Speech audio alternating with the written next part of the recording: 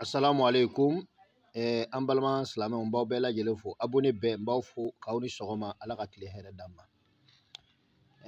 Mashallah, c'est la voix de Maître Badra Ali. N nani bɛ ni turabu masaso ye.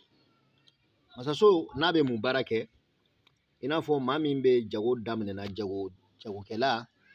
jagokɛla kura walima hali ni jagokɛla kɔrɔ ni yɔrɔ tɛ marché, walima i ye butigi dayɛlɛ mais marchandise man ca kɔnɔ, minɛnw man ca i ka magasin kɔnɔna na, walima mécanicien walima tailleur o n'a ɲɔgɔnnaw, baaradaw minnu mako bɛ jama na ani wari ka to ka o sɔrɔ u ka baarakɛyɔrɔ la sanga ni wagati bɛɛ.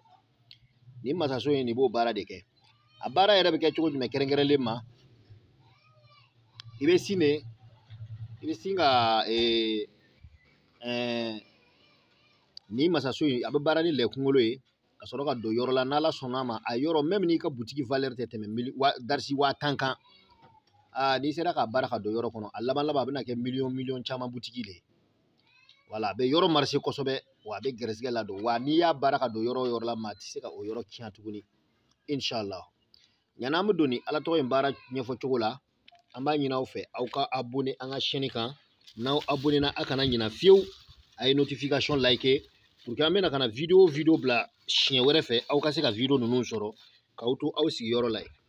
An b'a ɲini aw fɛ a kana ɲina ka video nin partager walasa a balima minnu bɛ yen n'olu t'an ka chaîne ko kalama olu fana ka se ka bɔ n'a ɲɛ ye, a ka se ka bɛɛ nafa inshallah. N'o tɛmɛna don nin baara bɛ kɛ cogo jumɛn, a bɛna ka na a b'a sɛbɛn komi an ɲɛ b'a la cogo min na, a bɛ masaso sɛbɛn komi a y'a ye cogo min na.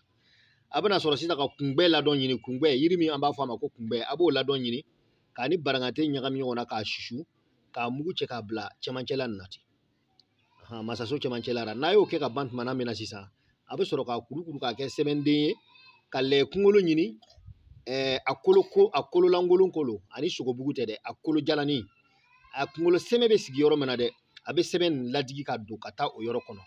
A bɛ sɔrɔ sisan k'a emballer ni fini mugu gɛɛman ye.